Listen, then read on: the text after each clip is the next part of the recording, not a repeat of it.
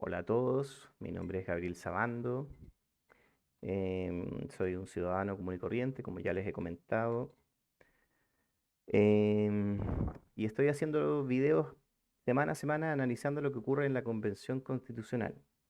Es un trabajo largo y tedioso, la verdad, todavía, porque ya esperemos que en las próximas semanas sea menos tedioso, porque todavía no tenemos acceso a la prensa, y la prensa, nos guste o no, al menos puede hacer algunos resúmenes.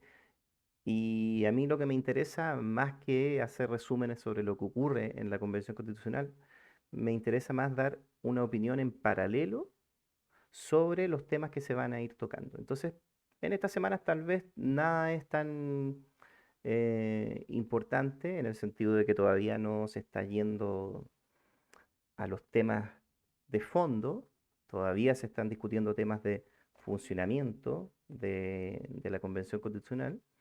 Por tanto, ya llegaremos a la sustancia. De hecho, estaba pensando que voy a hacer algún video de contexto para que los que ven este canal en el extranjero entiendan, o por lo menos entiendan cuál es mi posición respecto a lo que rodea esta convención. Cómo es que Chile llegó a tener una convención constitucional y en base a eso poder entender hacia dónde podría dirigirse nuestro próximo ciclo político que estamos en este momento viviendo. Lo que estoy haciendo, como ya les había contado en un video anterior, es ver directamente los videos de YouTube. El canal, o sea, hay un canal de YouTube de la Convención Constitucional. Y en ese canal se están subiendo, de hecho se transmiten en vivo algunas, y bueno, han habido problemas técnicos también, pero la mayoría de las sesiones y de las comisiones han transmitido en vivo, y si no han logrado transmitir en vivo, posteriormente han subido el video de la discusión de cada comisión y de cada sesión. Todavía, obviamente, nos perdemos una parte importante, que es lo que ocurre tras bambalinas, las negociaciones que hay entre los convencionales, los acuerdos a los que llegan, porque obviamente lo que se discute eh, de cara a la pantalla es muy poquito y la mayoría de las cosas ocurre con los micrófonos apagados y con las cámaras apagadas. Em, Quería primero hacer un pequeño resumen. Tengo algunas cosas que anoté sobre lo que sucedió en la tercera semana, que es la que estamos analizando. En la tercera semana comenzaron a sesionar las tres comisiones que ya habían sido aprobadas. Habían sido aprobadas la Comisión de Presupuesto y Administración Interior, la Comisión de Reglamento y la Comisión de Ética. Cada una de estas comisiones está encabezada por dos coordinadores. Además de lo anterior, dentro de esta semana comenzó la discusión y la votación sobre el contenido y el título incluso de las comisiones aprobadas la semana pasada. La semana pasada, vale decir, la segunda semana de la Convención Constitucional, se habían aprobado seis comisiones, pero básicamente se había aprobado el título, un cascarón, digamos. Esta semana se discutió y se votó, de hecho fue una semana muy intensa en votos, hubo un día, ya no recuerdo si fue el miércoles o el jueves, en que se votó toda la jornada y se votó muchísimas veces porque votó el mandato que se le iba a dar a cada una de las comisiones en específico. Y se complementó con los mandatos, con las propuestas de mandato de todos los grupos. Y se fue aprobando cada uno de los mandatos por separado. Y luego de eso se integraron todos, qué sé yo, y al final terminamos con ya no seis comisiones aprobadas, sino que cinco, porque una de ellas se quedó sin mandato, sin contenido. Y fue al final absorbida por otra comisión. La comisión que quedó fuera fue la Comisión de Participación Ciudadana, que era una comisión propuesta por Chile Vamos. Em, Sin embargo, no es tan descabellado, porque al final uno puede decir, bueno, ¿cómo es posible que quedara fuera una comisión de participación ciudadana cuando una de las cosas más importantes para el proceso que estamos viviendo es precisamente la participación ciudadana? Pero La realidad es que no es tan terrible porque se, se votó y quedó una comisión de participación y consulta indígena. Esa es una de las comisiones que se aprobó y se le dio contenido, se le dio mandato y qué sé yo. También se aprobó la Comisión de Derechos Humanos, Verdad Histórica y Bases para la Justicia, Reparación y Garantías de No Repetición. Lamento que tenga un título tan largo, pero ya comentaremos por qué está sucediendo esto según mi opinión. Otra comisión que se aprobó fue la Comisión de Participación Popular y Equidad, perdón, Comisión de Participación Popular y Equidad Territorial. También se aprobó la Comisión de Descentralización, Equidad y Justicia Territorial. Y por último, se aprobó la Comisión de Comunicaciones, Información y Transparencia. ¿Ok? Y lo que por lo menos arroja luces respecto a que ya pronto vamos a tener al menos una línea de comunicación más fluida con la Convención Constitucional, porque, como les digo, no hay acceso a la prensa y ellos tienen una página web que de hecho la voy a poner abajo en la descripción, en donde se muestra también un pequeño resumen de lo que se aprobó semana a semana. Entonces eso, y creo que está por día incluso. Así que ahí también eso les puede ayudar a tener más información detallada sobre lo que está ocurriendo en la convención. Por último, y para terminar con este resumen, antes de comenzar a dar mi opinión respecto a las polémicas que hubo en la semana y cómo está funcionando la convención en sí misma, comenzó la discusión sobre cómo se votarán las nuevas vicepresidencias, porque se va a ampliar la mesa. En este momento la mesa del Pleno está compuesta eh, por Jaime Baza y por Elisa Loncón. Al revés, por Elisa Loncón y por Jaime Baza. Em, pero se van a sumar, entiendo, 6 o 7 vicepresidencias más.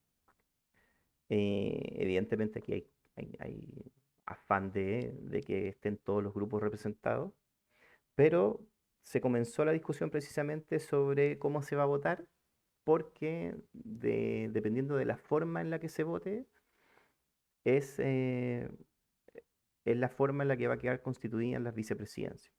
Se están discutiendo básicamente dos formas. La primera es la que se utilizó para escoger a la presidencia y a la vicepresidencia actual, que fue un sistema de votación que es conocido como votación papal, en la que se vota y por mayorías simples, o sea, 50+1, eh, se escoge en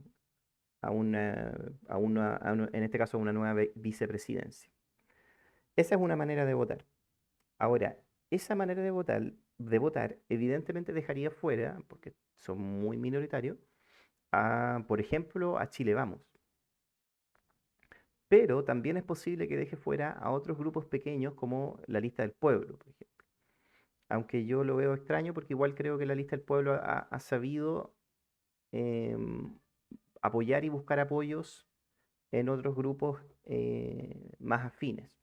Aquí en realidad, si uno ve cómo se ha estado votando y cómo se ha estado opinando, eh, la mayoría de las veces, si no casi todas las veces, ha sido Chile Vamos quien ha quedado marginado, no los otros grupos, aunque los otros grupos también sean pequeños. Entonces, la otra opción que se está discutiendo sobre cómo votar sería la de que cada candidato presente patrocinios. Eso quiere decir que cada candidato a ser vicepresidente tenga que estar respaldado por X cantidad de constituyentes. ¿Ok? 27 creo que eran, ya no lo recuerdo.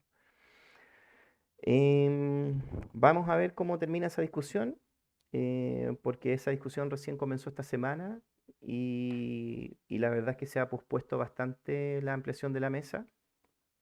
Em, y ya hay presiones para que esto avance.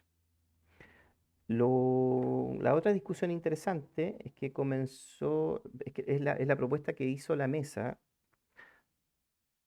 Elisa Loncón y Jaime Baza, propusieron tener una semana territorial. Interesante, pero no quisieron llamarle distrital, a pesar de que todos sabemos que los convencionales constituyentes fueron elegidos bajo el sistema de votación en que se escogen los diputados. ¿Mm? Eso fue una de las trampitas que pusieron los partidos políticos porque saben que con ese sistema de votación ellos tienen mayor posibilidad de ser electos. ¿Ok? Entonces no quisieron llamarle distrital. Pero bueno, se está discutiendo em, el contar con una semana territorial. Sin embargo, esa discusión, por lo que estuve viendo, da más para suspender tener esa semana. Lo que propuso la mesa fue que cada 3 semanas, si tuviese, se contara con una que sirviera para ir a terreno. Sin embargo, está complicado porque todavía no dan los tiempos, porque se cuenta con 30 días para contar con un reglamento que permita hacer funcionar a la convención, entre otros apuros que hay. Entonces, no están los tiempos para poder tomarse una semana, que si bien va a seguir siendo trabajo en el territorio, no es un trabajo que permita avanzar en lo urgente. Así que a mí me da la impresión de que eso de la semana distrital o territorial, como le están llamando ellos, va a quedar, va a quedar suspendida hasta que se termine por lo menos de zanjar el tema de reglamento. Pero sí, fue una discusión que se comenzó a tener esta semana y se los quería mencionar. Ahora, en cuanto al clima que se está viviendo dentro de la convención, yo ya les contaba que desde la segunda semana en adelante, aunque uno podía ya ver en algunas acciones de la primera semana, cierto totalitarismo que ha estado presente. Lo cierto es que ya en la segunda semana uno podía notarlo con un poquito más de claridad. En la primera semana de pronto uno lo puede perdonar porque son cosas naturales, aquí se está jugando algo muy importante y es evidente que tanto derecha como izquierda va a querer hacer su punto, su show, su espectáculo. Em,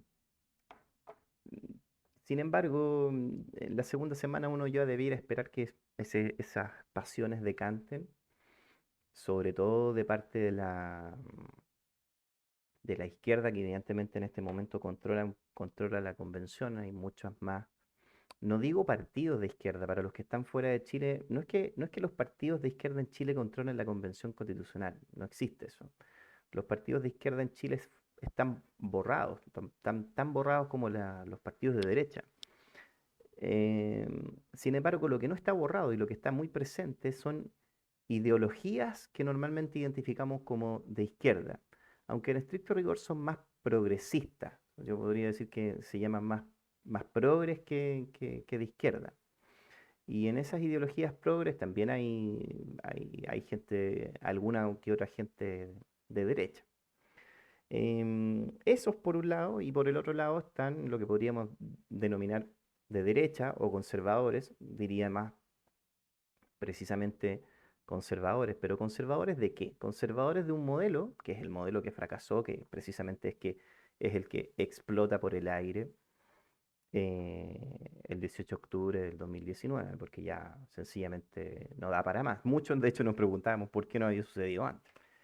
Pero precisamente eso es algo que quiero tocar en algún video de contexto, que va a estar fuera de la lista de reproducción de esta análisis de la semana a semana de la convención, pero que va a ser un material, yo creo, súper interesante para entender cómo es que llegamos a este punto. Creo que estuve bien revisando todo lo que estoy haciendo y efectivamente creo que va a ser importante hacer un video de contexto. Espero pronto tener tiempo para hacer ese video. Ahora, en el clima, como les contaba, hay cosas buenas. Primero hablemos de las cosas buenas. Las cosas buenas es que las comisiones que ya empezaron a funcionar esta semana han sido bastante eficientes, han funcionado bastante rápido. Han habido tensiones, pero no muchas. Así que por ese lado yo diría que bien. Em, en lo negativo diría que se, bueno, voy a citar hechos puntuales. Esta fue la semana en la que se generaron dos shows diría yo bastante feos. Primero, eh, creo que lo que hizo Jaime Baza en la novena sesión fue de verdad muy, muy feo. Sucedió lo siguiente. Teresa Marinovich, que es una de las constituyentes de derecha en Chile, con la que yo, por cierto, aclaro, ¿ah? Yo, a mí me parece que el modelo de derecha y el modelo de izquierda, ambos son un desastre, ambos son nefastos, ambos tenemos que superarlos, los dos son eh, como las pelotas. Pero al mismo tiempo hay cosas con las que estoy de acuerdo de un lado como de otro. O sea, a mí me da exactamente lo mismo quién dé una opinión. Me interesa la opinión en sí. Y hay ocasiones en las que Teresa Marinovich da opiniones con las que yo estoy de acuerdo. Y hay otras veces que no. Hay otras veces que evidentemente se le arrancan los enanos para el bosque y dice cualquier estupidez. Y lo mismo me pasa, no sé, con Baradit. Estoy de acuerdo en un montón de cosas con Baradit y hay otras que no. O sea, yo en ese sentido soy una persona absolutamente libre, ¿no? Mm, Libre y libre por experiencia, porque mi experiencia de vida me ha hecho darme cuenta de que la forma de organización es la que nos sirve. Por tanto, lo que opine un político u otro a mí me da exactamente lo mismo. Yo lo analizo desde la mayor, no digo neutralidad porque yo tengo mi posición, pero sí neutralidad en el sentido de que mantengo una equidistancia de ambos mundos. Si es que pudiese existir algo como estos ambos mundos, que al final también es una simplificación. Pero lo que pasó fue que Teresa Marinovich escribió un Twitter en el que dijo que Francisca Linconao, que es una de las constituyentes, la Machi Francisco Linconao, autoridad mapuche, por cierto, hacía un show al hablar en su lengua nativa, siendo que ella puede perfectamente hablar en castellano. Eso fue lo que dijo en su Twitter. Obviamente es una cita inexacta, pero ustedes la pueden buscar lo que dijo exactamente. Y esto fue denunciado en el Pleno por otra constituyente que no anoté el nombre, lo puedo buscar, bueno, lo puedo buscar y lo pongo ahí en la descripción del video. Fue denunciado por una convencional y dio lugar a una escena que a mí me pareció de lo más grotesca de parte em, de la mesa, tanto de Elisa Loncón como de Jaime Baza, particularmente de Jaime Baza, que fue quien tomó la voz en esta ocasión. Se, mm, no se dejó hablar a Marinovich cuando pidió la palabra, bajo la excusa de que se estaba tocando otro tema y ella se estaba saliendo de tema, cuando lo único que ella estaba haciendo era defendiendo su posición. A mí me puede gustar o no la posición de Teresa Marinovich, pero me pareció que lo que hizo Jaime Baza fue una evidente censura de Teresa Marinovich. ¿Por qué?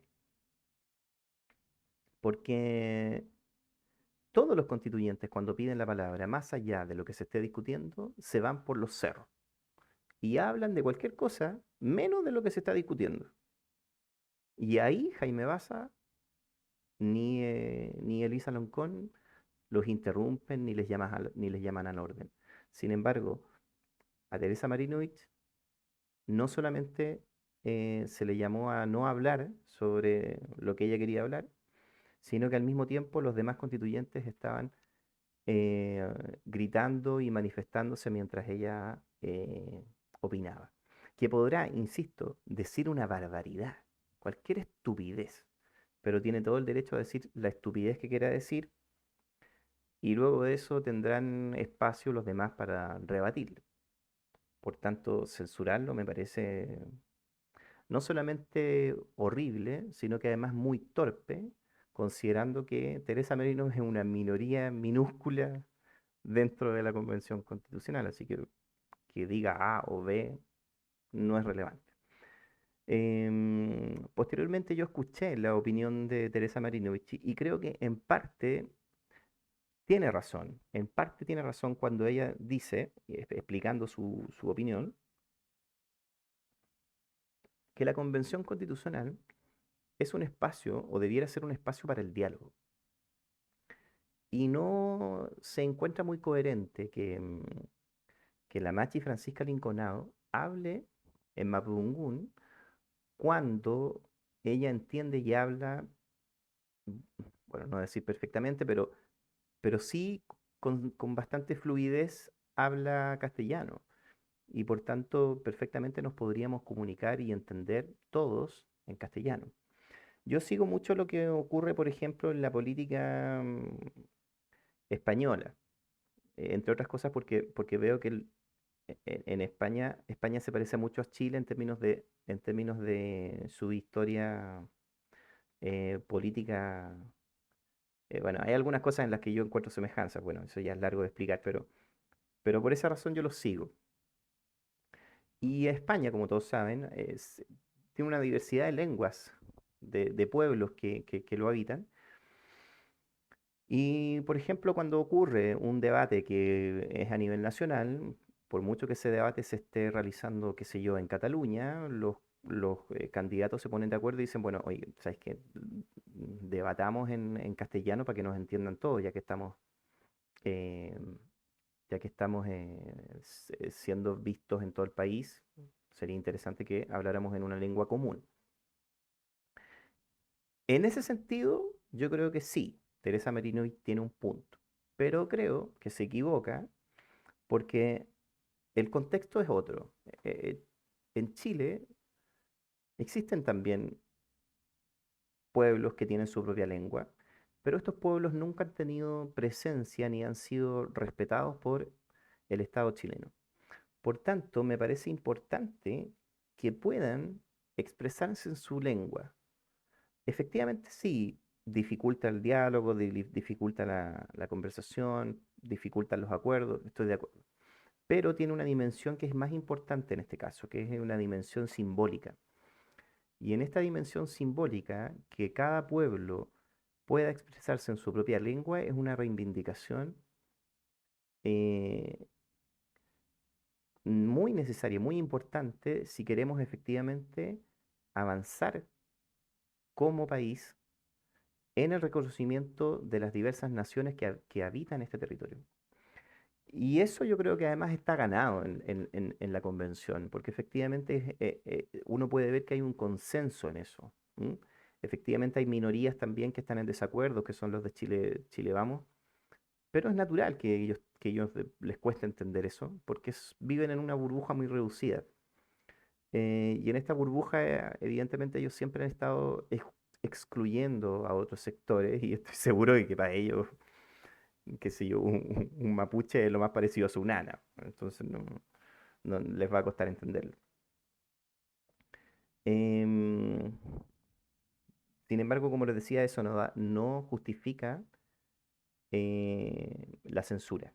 Y Jaime Baza se equivoca al censurar. Y no solamente censuró a Teresa Marino, sino que censuró también, y de una manera mucho más fea, a Luciano Silva, otro convencional constituyente que en ese momento estaba por streaming y que también quiso dar su opinión al respecto. Eh, Como les digo, fue súper feo porque cuando la convencional que hizo la denuncia tomó la voz, tomó la palabra e hizo la denuncia, también se estaba discutiendo otra cosa. Y Jaime Baza no la interrumpió ni le dijo, perdón, este no es momento para hacer denuncias ni nada.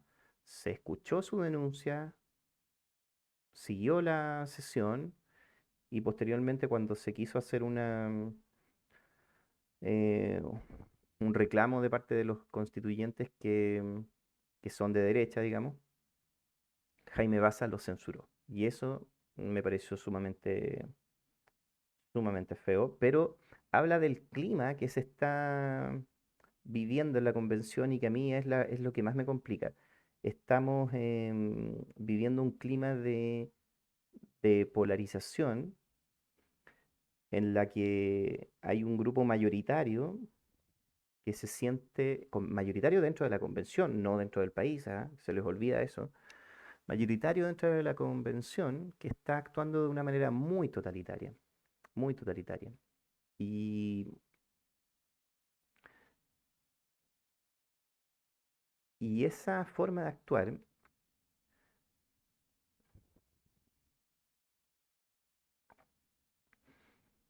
yo creo que va a dificultar el proceso de llegar a acuerdos en la convención.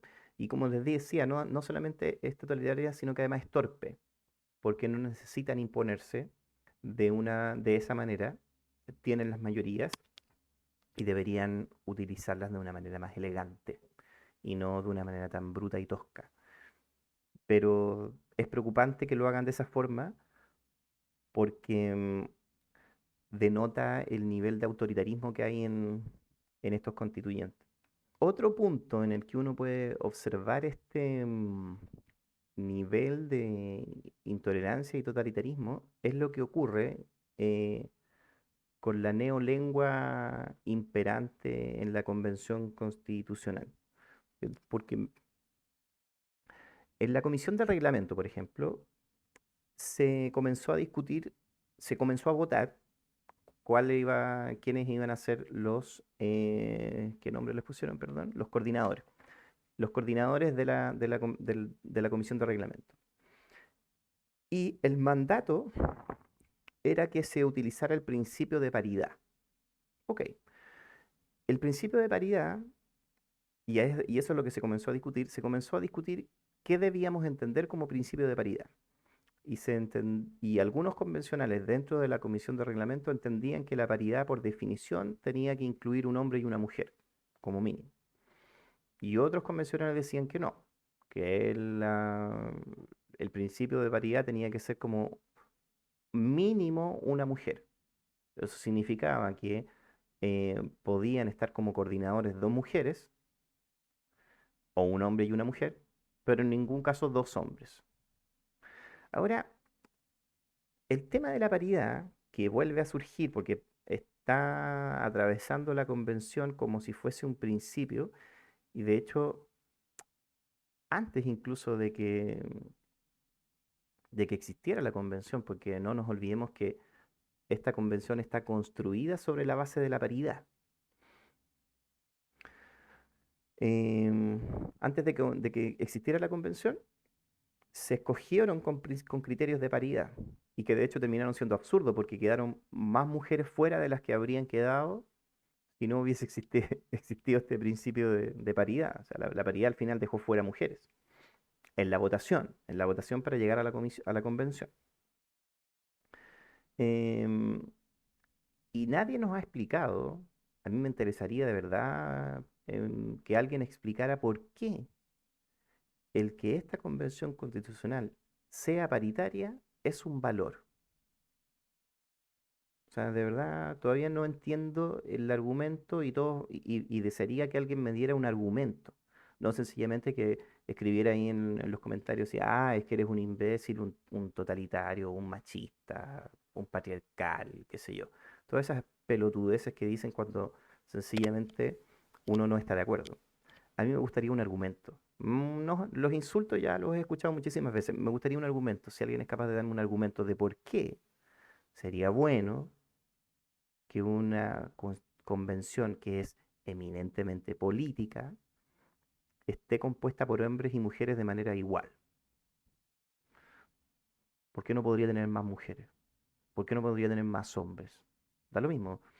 lo relevante, como ya he comentado más de una vez, son las opiniones políticas. Esa discusión al final terminó zanjándose, por lo menos en la Comisión de Reglamentos, se terminó zanjando con entender que la paridad era, como su nombre lo dice, paridad, uno y uno. Sin embargo, al finalizar la semana, en la misma mesa, perdón, el pleno, los 155, aclararon en ese punto y dejaron estipulado que como principio la paridad tenía que ser entendida como un mínimo obviamente a favor de las mujeres. Sigo sin entender por qué, pero bueno, ahí está. ¿Por qué me complica ese tema? ¿Por qué particularmente creo que es un problema? Porque una de las cosas que más dificulta el diálogo es el victimismo. Cuando uno permanentemente se hace la víctima o se siente atacado por el otro, el diálogo se hace imposible. Y en esta convención constitucional hay gente que se siente atacada porque uno no dice todes. Porque si no dices todes, ellos sienten que tú los estás excluyendo. Y excluirlos ya es agredirlos, es vejarlos, es humillarlos. Eh, ese es el problema de los niños de cristal que tenemos adentro de la convención constitucional. Y esa es la razón por la que me acordé de 1984 y por eso puse esa miniatura en este video, porque efectivamente estamos viviendo una época, y creo que eso es lo interesante de analizar, de comparar entre Chile y España, porque España está muy avanzado en la imposición de ideología de género. Y en Chile estamos viendo que la Convención Constitucional está siendo tomada por esta ideología. Entonces vamos a ver en muy corto tiempo eh, y muy claramente el carácter totalitario de esta ideología. En España, claro, hoy incluso se construyen hasta pasarelas para ir a la playa, les va a parecer ridículo, pero de verdad, con perspectiva de género. Como chucha construís una pasarela para la playa con perspectiva de género, no lo sé. Pero bueno, en eso están en España. Y en la actualidad en Chile, la Convención Constitucional está dominada por esta ideología y van a ver los chilenos hasta qué punto esta ideología es totalitaria y lo van a ver en muy corto plazo. Lo estamos viendo ya. Y eso yo creo que es interesante porque nos puede servir como un escudo temprano, una advertencia temprana para ponerle freno a lo que hoy en España ya se le está poniendo freno. Se le está poniendo freno porque efectivamente eh, es una ideología profundamente totalitaria que con la excusa de defender la libertad termina cortando la libertad. Con la excusa de los discursos de odio termina censurando. Porque ¿qué es discurso de odio? Ese es el problema. Cuando uno dice, no, pero hay cosas que no se pueden decir porque son muy odiosas y qué sé yo. Eso es súper complicado. Porque ¿quién define lo que es discurso de odio? ¿Quién? El que define qué es discurso de odio es al final el que termina teniendo la autoridad para censurar el otro. Porque, como les decía, yo no estoy de acuerdo con lo que dijo Teresa Marinovich, pero evidentemente, si hubiesen tenido una actitud distinta en la convención y le hubiesen dado la palabra para que explicara la razón de su Twitter, probablemente no se habría generado la polémica y se hubiese podido entender lo que ella quiso decir. A mi parecer, em, ambas personas, tanto Francisca Linconado como Teresa Marinovich están haciendo un show, ambas. ¿Por qué? Porque efectivamente, no solamente Teresa Marinovich, sino también otros convencionales constituyentes, y de hecho después cuando esté la prensa vamos a tener imágenes y videos de Francisca Linconado hablando en español, hablando en castellano, con otros miembros de la convención que también son mapuches. lo que deja en evidencia que ella en su vida diaria no utiliza el Mapudungun, lo está utilizando ahora. Lo que me parecería perfecto, como les digo, incluso como símbolo, perfecto. Pero me parece raro que lo haga solamente en la convención y no incluso cuando habla con sus pares. Entonces ahí eso sí, estoy de acuerdo con Teresa Marinovich en el sentido de que sí, yo creo que hay algo de show en eso. Y lo lamento, la verdad, porque no debería y no es necesario. Ella debería orgullosamente hablar su lengua y ojalá en el futuro los chilenos podamos entender y hablar diversas lenguas originarias de Chile. A mí me encantaría que fuese así. Em, pero por otro lado, también Teresa Merinovich conoce cómo funciona el mundo de la televisión y del espectáculo y qué sé yo, y quiso hacer su punto, quiso hacer su punto, quiso hacer su show, quiso hacer la polémica y resultó bastante sencillo para ella hacerlo. Bueno, eso es todo lo que quería analizar. En realidad, también ocurrió. No, no, no. Voy a cerrar con una cuestión que era el tema de la negrita. Porque también en el contexto de la Convención Constitucional ocurrió el cambio de nombre de la negrita, ¿m? Que muchos lo vieron como algo positivo, de que las empresas se estén haciendo eco. Y yo creo que es otro síntoma más de hasta qué punto toda esta cuestión no es nada más que una cáscara, no es más que un montaje, es hipocresía pura. Eh, no es, a la gente de Nestlé que hace la negrita no le interesa realmente si son discriminados o no son discriminados los negros, si su producto es bueno o es malo, no le interesa. Lo que le interesa a las empresas sencillamente es el negocio y es tener un poquito más de poder. Y tener un poquito más de poder implica también ser capaces de dictar ellos como empresa dónde están los límites de lo bueno y lo malo. Y eso es bien interesante. Hay algunos que piensan que Nestlé le cambia el nombre a la negrita por una especie de sensibilidad. A mí me parece una ingenuidad tremenda. De hecho, lo dijo, una de las personas que lo dijo fue Mirko Macari, y a mí me pareció divertido, me pareció que es no entender absolutamente nada sobre lo que realmente está ocurriendo con las grandes marcas. Y les voy a poner un ejemplo en paralelo. Em, Gillette, un par de años atrás, 2 o 3 años atrás, hizo una campaña publicitaria en donde llamaba a los hombres a reeducarse, ¿cierto? Que ahora hay a dejar de lado su masculinidad tóxica, porque ahora la masculinidad es tóxica. Y ese video, que ofendía directamente a un montón de clientes de Gillette, le significó a Gillette perder millones de dólares. Sin embargo, Gillette no cambió su postura. Bueno, después lo dejó pasar y qué sé yo, y vinieron otras publicidades. Pero cuando le preguntaron sobre el tema, em, los representantes de Gillette dijeron que valía la pena. ¿Y por qué vale la pena? Vale la pena porque ellos quieren dictar lo que es bueno y que es malo. ¿Y dónde está el negocio en eso? En dictar lo que es bueno y lo que es malo. Hay un negocio detrás de eso. Porque si tú dictas lo que es bueno y lo que es malo, si tú eres capaz de lograr que que tus clientes te tengan como referente, basta que tú le pongas un logo de, por ejemplo, ecoamigable, para que el producto primero lo puedas cobrar más caro y segundo se venda más. Y eso se hace. Y por eso a las empresas les interesa ponerse incluso como autoridades morales.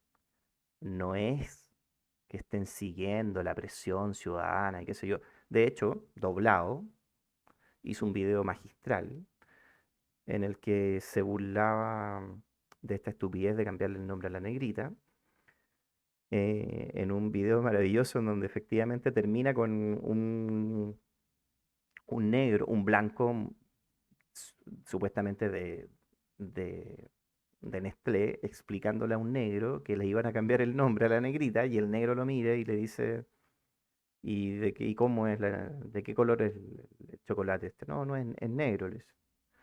Y dice, ya, ¿y por qué me ofende? O sea, termina diciéndole, ¿sabes qué? Me ofende que creas que el solo hecho de tener como nombre negrita me ofenda. Eso me ofende. Y el tipo se va y dice, ¿le ofende? Perfecto, me sirve.